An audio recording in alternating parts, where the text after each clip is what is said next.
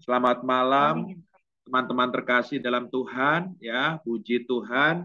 Ada Sister Lia, Sister Ike, Sister Linda, Ko Rudi, ya, Brother Raymond, ya, dan Tante ya. Oke, puji Tuhan. Nah, teman-teman nggak usah lama-lama. Saya akan pembukaan karena kita bukan teman yang baru. Sudah sahabat, sudah sekian puluh tahun kita, jadi sudah saling mengenal. Dan supaya menghemat waktu, kita akan langsung saja masuk dalam kebenaran firman Tuhan malam hari ini ya. Haleluya. Teman-teman, saya malam hari ini ditaruhkan Tuhan membawa sebuah tema ya. Minta maaf karena tadi saya baru dapatnya sesuatu yang saya doakan buru-buru, jadi saya buat seadanya PowerPoint ya, karena sebetulnya saya pengen membawakan tema yang berbeda, tapi tiba-tiba saya digerakkan tema yang ini, saudara ya. Apa? Healthy family ya. Kita akan berbicara tentang keluarga yang sehat. Nah, saudara, kenapa kita harus berbicara tentang keluarga yang sehat?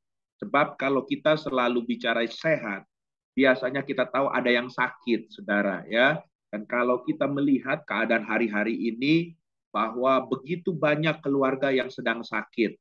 Nah, masalah sakit di sini bukan hanya bicara sakit itu kurang uang.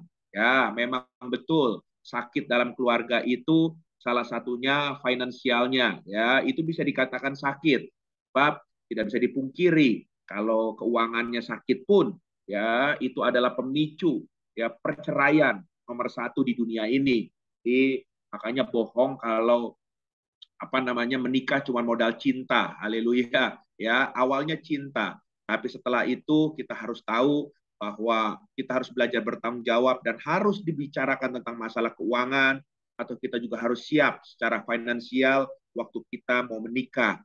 Nah, oleh sebab itu teman-teman terkasih dalam Tuhan, ya jangan sampai kita terjebak dengan tampilan luar. Sebab hari ini orang banyak terjebak dengan tampilan luar, ya. Belum lama dunia dikejutkan, ya khususnya bangsa Indonesia dikejutkan dengan seorang bintang dari kepolisian, ya haleluya. Secara karir sangat sedang bersinar-sinar, bagus sekali, tapi ternyata terlibat dalam kasus pembunuhan, ya walaupun sekarang persidangan masih pembuktian demi pembuktian. Tapi saudara, orang waktu dia belum terjerat kasus ini nggak ada yang menyangka bahwa rumah tangga mereka dianggapnya sehat sebab karirnya bagus. Tapi ternyata bukan itu, saudara. Ya, masalah healthy family, kesehatan keluarga, bukan cuma bicara soal jabatan, soal finansial, soal karir, bukan hanya seperti itu saja. Oleh sebab itu, saya mau mengajak teman-teman terlebih dahulu melihat arti kata dalam Kamus Besar Bahasa Indonesia, ya, arti kata sehat terlebih dahulu, ya, karena kalau kita bicara healthy, itu bicara kesehatan, bicara sehat dalam Kamus Besar Bahasa Indonesia. Apa itu sehat menurut Kamus Besar Bahasa Indonesia? Sehat menurut KBBI yaitu suatu keadaan atau kondisi di mana seluruh badan serta bagian-bagiannya terbebas dari sakit. Ya, jadi ini adalah arti sehat secara Kamus Besar Bahasa Indonesia. Haleluya. Nah, oleh sebab itu ada bahan pembanding ya. Arti kata sakit sesuai. Ya, ini lebih spesifik lagi ya, karena kalau bicara sakit itu bicara kesehatan. Nah, bicara sakit di sini sesuai tentang Undang-Undang Kesehatan nomor 23 tahun 92, artinya adalah sebuah keadaan sejahtera dari badan. Perhatikan baik-baik, bukan badan aja ya, keadaan sejahtera ini, tapi apa? Jiwa dan apalagi sosial yang memungkinkan seseorang dapat hidup secara sosial dan ekonomis. Haleluya.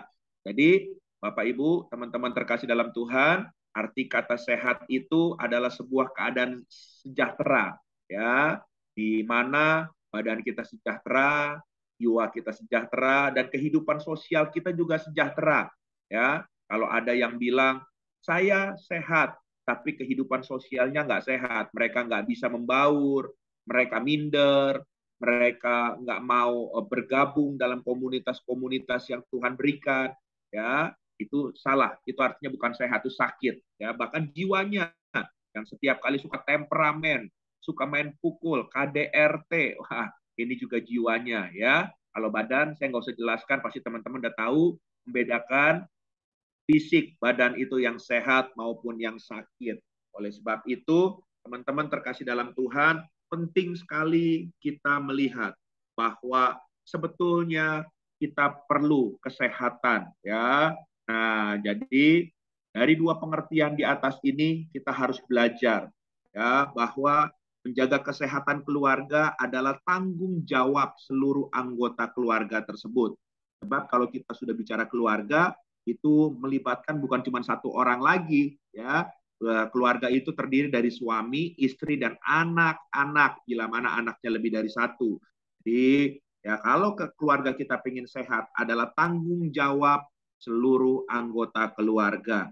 Nah, jika sehat diartikan di mana seluruh anggota tubuh atau setiap bagian terbebas dari sakit, maka teman-teman harus tahu keluarga yang sehat juga memiliki pengertian bahwa setiap anggota keluarga juga harus juga sama terbebas dari rasa sakit. Maksudnya apa, bro? Ya, maksudnya ya setiap anggota keluarga bertanggung jawab untuk ya sama-sama menjaga untuk tidak saling menyakiti atau melukai. Haleluya. Ya, apabila mana salah satu anggota keluarga ada yang tersakiti atau terlukai, artinya keluarga ini nggak sehat lagi. Jadi ini tanggung jawab bersama.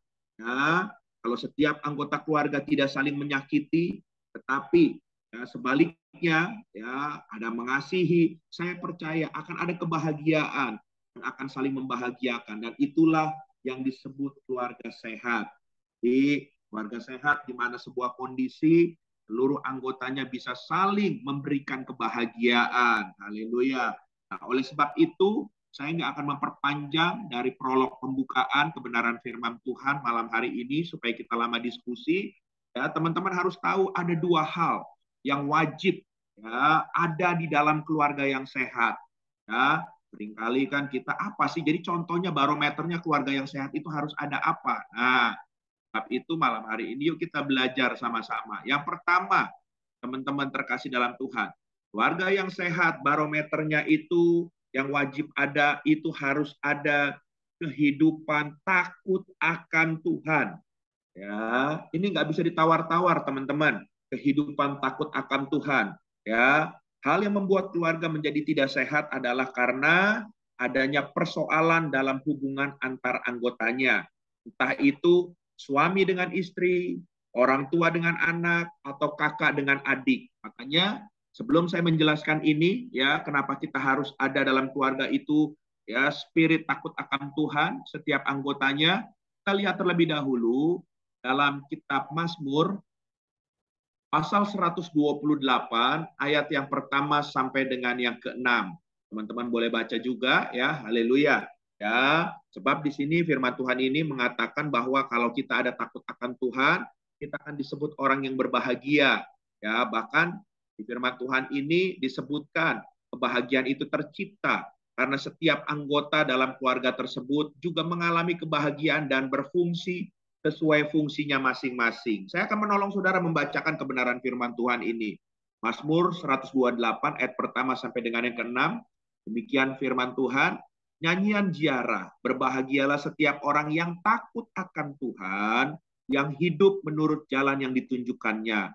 Apabila engkau memakan hasil jerih payah tanganmu, berbahagialah engkau dan baiklah keadaanmu. Ayat yang ketiga, istrimu akan menjadi seperti pohon anggur yang subur di dalam rumahmu, anak-anakmu menjadi tunas pohon zaitun di mejamu. Ya. Ayat yang keempat, sesungguhnya demikianlah akan diberkati orang laki-laki yang takut akan Allah. Kiranya Tuhan memberkati engkau dari Sion, supaya engkau melihat kebahagiaan Yerusalem seumur hidupmu. Ayat 6, dan melihat anak-anak dari anak-anakmu damai sejahtera atas Israel. Wow, haleluya, haleluya. Ya, sungguh sebuah firman Tuhan yang luar biasa dan begitu indah. Nah, dalam perikop firman Tuhan tersebut disebutkan bahwa takut akan Tuhan merupakan sebuah kunci agar sebuah rumah tangga atau keluarga diberkati dengan kebahagiaan dan kesejahteraan. Ya, Suami akan mendapat berkat dalam jeripayah tangannya. Istri akan seperti pohon anggur yang membawa sukacita, dan anak-anaknya ya dan anak-anaknya akan seperti pohon zaitun yang artinya akan membawa damai sejahtera dalam keluarga tersebut. Takut akan Tuhan inilah yang akan menjaga setiap anggota keluarga untuk tidak saling menyakiti, tapi sebaliknya saling membahagiakan. Wah, saudara, sungguh indah ya kalau kita melihat ini, saudara. Nah, sekarang pertanyaannya, oke, bro. Ya, jadi takut akan Tuhan itu apa artinya? Ya, kenapa dalam sebuah keluarga akan berbahagia, akan sehat kalau ada takut akan Tuhan? Nah, kita harus tahu artinya. Nah, arti sederhana dari takut akan Tuhan adalah menjauhi dosa dan menyadari kehadiran Tuhan. Itu simpel aja, saudara ya. Ya, jadi arti takut akan Tuhan secara sederhana yaitu menjauhi dosa dan menyadari kehadiran Tuhan. Haleluya, haleluya. Takut akan Tuhan adalah hal yang penting. Makanya kalau kita menyadari ini untuk ditanamkan dalam setiap anggota keluarga, ya, sehingga setiap anggota keluarga itu akan bisa memiliki rasa takut akan Tuhan. Ya, maka mereka akan saling mengasihi. Nah, contoh, suami yang takut akan Tuhan tidak akan berlaku kasar terhadap istrinya. Ya, istri yang takut Tuhan tidak akan melawan suami. Anak-anak yang takut akan Tuhan tidak akan memberontak terhadap orang tua. Selain tidak akan saling menyakiti, setiap anggota yang takut akan Tuhan akan bisa menjaga diri di tengah godaan dan tantangan dunia. Wow, luar biasa ya. Kan ya, contoh-contoh di dunia ini harus menjadi pembelajaran buat kita, teman-teman, ya. Suami yang takut akan Tuhan tidak akan pernah ya tergoda atau kecil ya kesempatan untuk dia jatuh oleh wanita lain yang ditumpai di luar rumah. Sebab sekalipun istrinya nggak ngikutin, dia tahu dia takut akan Tuhan. Apapun yang dia perbuat, dia tahu bahwa mata Tuhan ya ada yang melihatnya. Nah, begitu juga sebaliknya. Istri yang takut akan Tuhan tidak akan main serong ketika ditinggal suami bekerja. Kasus jenderal kemarin, Bapak Ibu terkasih dalam Tuhan, teman-teman, ya kan? Pertama-tama ya kan dibilang ya kan istrinya jatuh dalam perzinahan. Ya lagi pembuktian kan? Lalu ada lagi rumor suaminya duluan karena suaminya juga selingkuh duluan sama polwan. Nah, saudara, kalau udah kayak gini repot, saudara. Suami istri sama-sama nggak ada yang takut akan Tuhan. Tinggal kita lihat aja mana yang bener lah nanti di persidangan ya. Dan anak yang takut akan Tuhan tidak akan juga melakukan hal yang tidak benar dalam pergaulan mereka dia dari luar rumah. Makanya penting kita harus menjadi contoh dengan kita hidup takut akan Tuhan. Kalau anak kita juga ingin bertumbuh takut akan Tuhan dan bawa mereka dalam pergaulan komunitas yang benar di dalam rumah Tuhan. Jadi intinya ya takut akan Tuhan akan menjadi benteng yang kokoh bagi keluarga dari godaan dunia ini. Ya, dengan demikian kita harus tahu bahwa keluarga ini akan menjadi keluarga yang kuat dan menjaga kebahagiaannya dalam takut akan Tuhan. Katakan amin. Haleluya ya. Jadi keluarga sehat yang pertama harus ada takut akan Tuhan.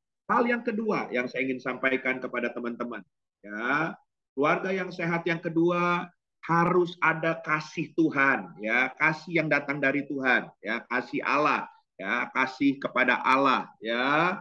Dan hal yang kedua ini perlu dan wajib juga ada dalam keluarga sehingga keluarga kita menjadi sehat dan berbahagia di dalam kasih Tuhan.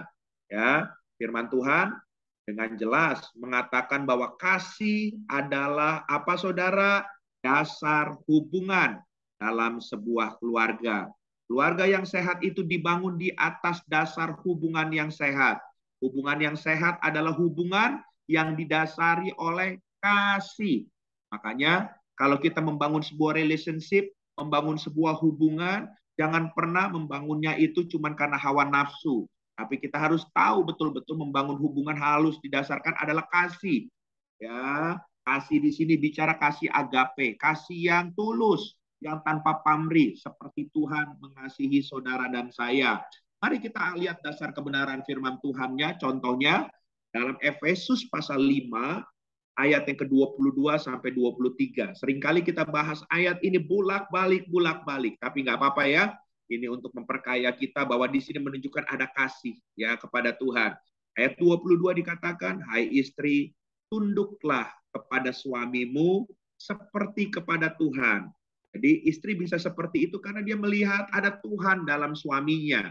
Amin. Makanya dia bisa mengasihi dengan dia tunduk. Sikap cintanya itu ditunjukkan dengan ada penundukan diri karena suaminya itu adalah gambaran seperti Kristus. Suaminya itu orang yang luar biasa. Seperti yang menjadi kebenaran firman Tuhan katakan, dia adalah pelakunya.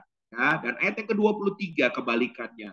Karena suami adalah kepala istri sama seperti Kristus adalah kepala jemaat, dialah yang menyelamatkan tubuh. Ini juga bicara kasih kepada Tuhan kan? Ya, suami bisa seperti ini, ya, ini adalah kasih dari Tuhan. Dia sudah mendapat kasih yang sempurna, ya. Coba kita lihat ayat berikutnya nih ya, kebenaran firman Tuhan slide berikutnya, ya. Kasih Kristus atau kasih Tuhanlah yang menjadi pusat, ya, menjadi pusat kasih kita. Dengan mengasihi Tuhan, maka kita bisa mengasihi sesama, dan yang paling dekat adalah keluarga. Dari Tuhanlah kita belajar mengasihi sesama, termasuk keluarga. Yesus adalah sentral kasih kita, tidak ada yang tersembunyi di hadapannya. Ya, kita bisa berbohong terhadap pasangan kita, setuju nggak? Ya, ya, bersandiwara depan anak-anak bisa nggak? Bisa, sangat bisa. Namun, saya mau kasih tahu sama teman-teman, kita tidak akan pernah bisa berbohong atau bersandiwara di hadapan Tuhan, ya kan?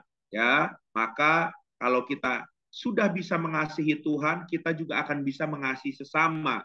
Sebab kalau kita mengasihi Tuhan, kita akan belajar mengasihi apa yang Tuhan kasihi. Nah, ini jadi ada bahasa kerennya, ya, simbiosis mutualisme, ada timbal balik ya, dimulai dari Tuhan dulu mengasihi kita ya, dan kita juga pasti akan mengasihi Tuhan.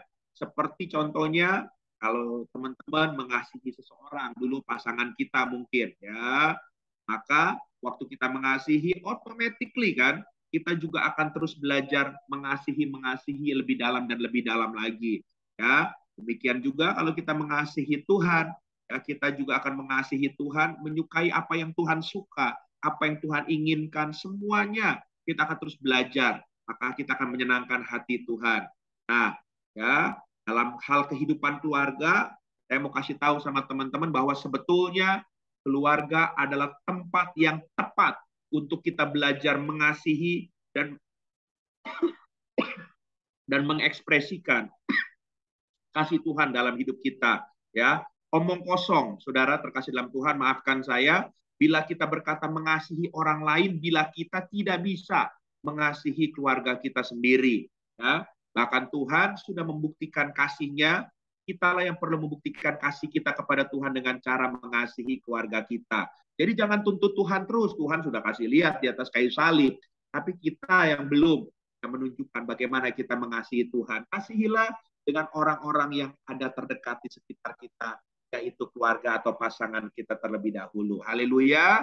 Saya rasa 2 poin ini akan menjadi bahan diskusi kita. Yang pertama, keluarga yang sehat, di keluarga tersebut ada takut akan Tuhan. Yang kedua, ada kasih, mengasihi Tuhan. Nah, waktu 2 hal ini terjadi, saya percaya rumah tangga kita, keluarga kita akan menjadi keluarga yang sehat dan berdampak berbahagia. Haleluya. Pas jam 10.30 yang akan mengakhiri, kita akan berdoa. Haleluya.